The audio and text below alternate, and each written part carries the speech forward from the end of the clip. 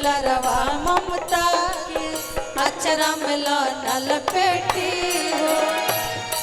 लेकिन कह दिया कैसे कि दे के दुलारवा ममता के अचरा में नल पेटी हो।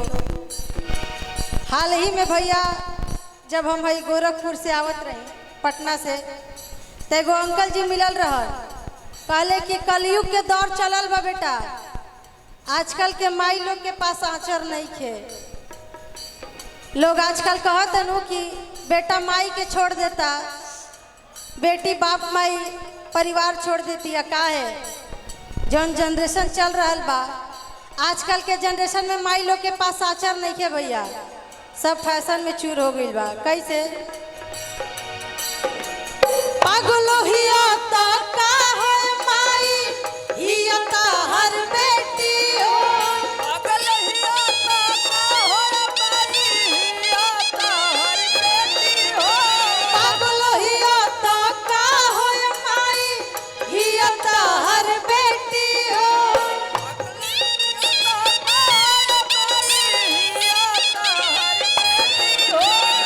और गीत हमने के भोजपुरी के बहुत ही अच्छे कलम के जादूगर कहे जाने वाले हमने के बड़ भैया जख्मी भैया लिखले बनी, कितना सुंदर भाव देले बनी हमें। हथवा जख्मी जितेंद्र पाथरी ना ए माई।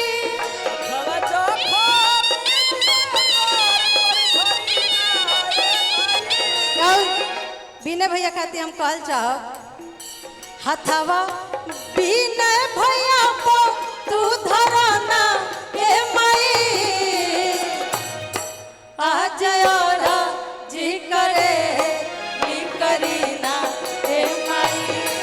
आज और जी करे नी करीना ए माई।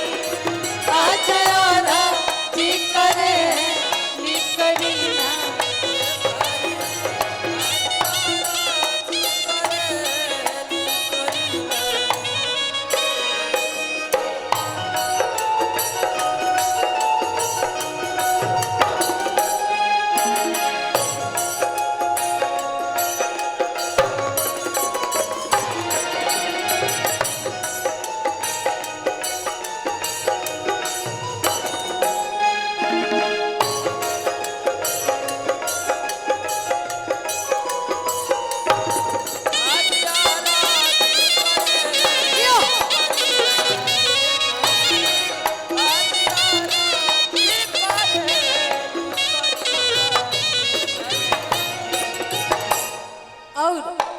भक्त कहता कि माई राउ हाथ जकरा ऊपर पड़ जाला उ का से का हो जाला।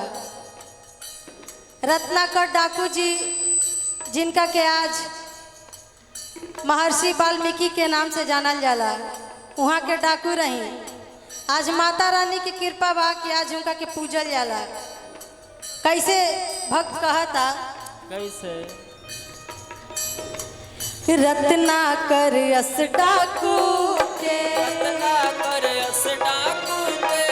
जिंदगी तू ही बदल लू।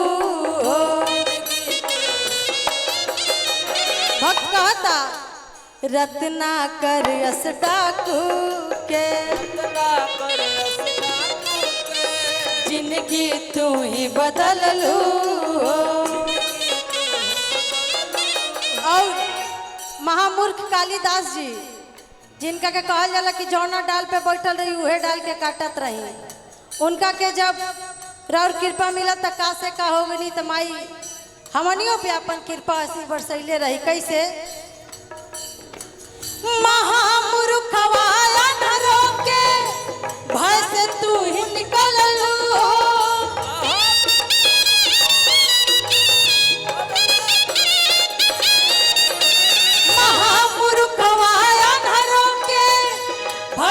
तू ही निकल लू।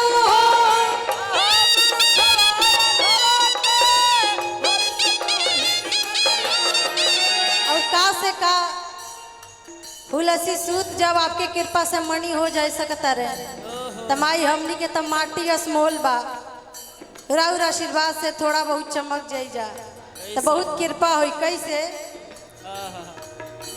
हुलसी सूत भइल मानी नगीना ए माई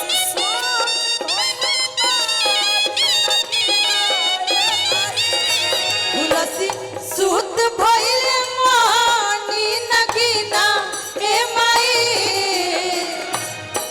आ जयारा जी करे लिकरीना ए माई आ जयारा जी करे लिकरीना ए माई आ जयारा जी करे लिकरीना ए माई आ जयारा जी करे लिकरीना ए माई आ जयारा जी करे लिकरीना ए माई आ जयारा जी करे लिकरीना ए माई।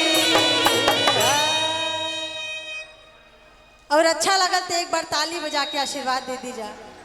बोली बोली सच्चे दरबार की। और हाल ही में हमने के इतना सुंदर पर्व महा